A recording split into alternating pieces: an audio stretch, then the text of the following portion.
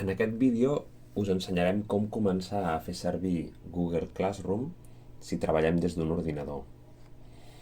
Abans que res, un cop heu entrat a Google Classroom, heu d'assegurar-vos que esteu treballant amb el vostre usuari.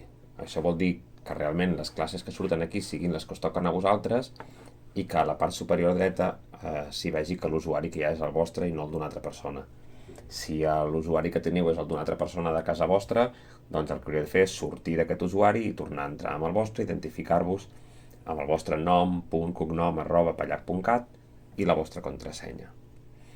Quan sou dintre de Google Classroom hi podeu veure totes les classes a les que vosaltres heu estat convidats. Aquí s'hi veuen moltes classes, vosaltres segurament en tindreu menys, tindreu les que toquen al vostre curs. Entro en una classe qualsevol. Per entrar a la classe hem de clicar a sobre del seu títol. Vosaltres veureu a la part superior tres apartats. L'apartat on hi diu tauler d'activitat, l'apartat on hi diu treball de classe i un apartat on hi diu persones. A l'apartat aquest de persones hi veureu la resta de companys i companyes vostres. A l'apartat de treball de classe és el que més ens interessa. Si hi cliquem i veiem les diferents feines que tenim d'aquella assignatura. Nosaltres, per això, normalment no hi entrarem d'aquí, sinó que hi entrarem des de la part principal. A la banda esquerra hi teniu un menú, aquestes línies d'aquí, si cliquem, hi veureu totes les altres vostres classes i a la part superior de tot, on hi diu classes, ens serveix per tornar al principi. He dit que normalment les feines no hi entrarem des de cada una de les classes, sinó que farem servir un accés que tenim aquí a la part superior esquerra que hi diu pendents. Quan hi cliquem, nosaltres veiem des d'aquí totes les feines que se'ns han posat de les diferents àrees.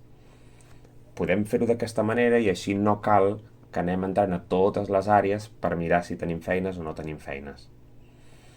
Us ensenyaré un parell de tipus diferents de tasques que podem tenir. Per ensenyar-vos com funciona, entrarem en aquesta d'aquí que es titula Presentació d'un conte i clico, veig el títol de la tasca i a sota una petita explicació. En aquest cas hi diu grava un vídeo curt en què presentis un conte, explica quins personatges hi surten i per què t'agrada. Així doncs, en aquest cas, nosaltres hauríem de preparar-nos aquest vídeo, abans hauríem de pensar què explicarem, hauríem de practicar una mica. Un cop tenim el vídeo acabat i descarregat en el nostre ordinador, ja el podem entregar. Haurem d'anar aquí a la part superior dreta on hi diu afegeix o crea, escollir l'opció fitxer, perquè nosaltres tenim un fitxer de l'ordinador que és el que volem enviar al nostre mestre, i l'opció penja. Ens anem aquí al mig, on diu browse, i buscarem on és que nosaltres tenim el vídeo que volem presentar. En aquest cas és aquest d'aquí. Haurem d'esperar que es carregui el vídeo fins que estigui preparat per enviar. En aquest cas, com que estic enviant un vídeo, pot ser que tardi una miqueta. Si és un altre tipus de feina, evidentment serà molt més ràpid. Quan ja el tenim penjat, haurem de clicar l'opció entrega. Ens diu, voleu entregar el treball? S'enviarà un fitxer adjunt per representació d'un conte. En aquest cas, sí que vull entregar un treball i per tant dic entrega. En aquest procés s'està fent un enviament que arribarà al mestre. Si jo en algun moment veiés que m'he equivocat, hauria de clicar on hi diu anul·la l'enviament i puc tornar a canviar-ho per un altre arxiu.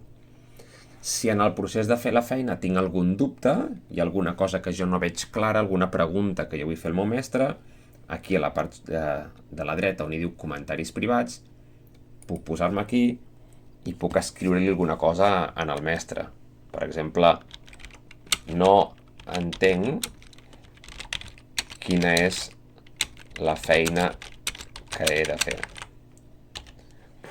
Envio el missatge i aquest és un missatge que només veurà el mestre, no veuran els altres alumnes i que el mestre en algun moment quan ell pugui em contestarà. Me'n vaig a mirar una altra feina, torno aquí, vaig a buscar les feines pendents des de l'inici i miraré un altre tipus de feina diferent. La feina del conte ara ja no em surt perquè ja l'he feta, ja no la tinc pendent. Si la busqués aquí on hi diu fet la trobaria perquè és una feina que jo ja he fet. Me'n vaig a mirar aquesta altra que es diu numeració. És una feina de matemàtiques. En aquest cas, veieu que directament el que tenim aquí sota del títol és un enllaç. Jo hauria de clicar aquest enllaç, se m'obre una pestanya nova, i aquí tindria una feina. Jo hauria de fer la feina aquí directament. En aquest cas hauria d'anar posant els números que falten. Quan he acabat aquesta feina, doncs hauria de clicar aquí sota on hi diu terminado. I, sobretot, com que a través del Google Classroom jo no he enviat cap feina al meu mestre, perquè li estic fent en una altra pàgina web, quan he acabat la feina hauria de marcar aquí on hi diu marca com a feta, quan he acabat del tot això. Marca com a feta, em pregunta, voleu marcar la feina com a feta? Sí, vull marcar com a feta. D'aquesta manera, el mestre sabrà que jo ja he fet la feina i no haurà d'estar pendent de recordar-me, vigila, que encara no has fet la feina.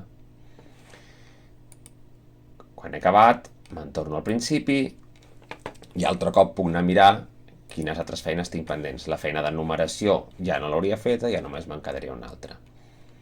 D'acord? Això és tot.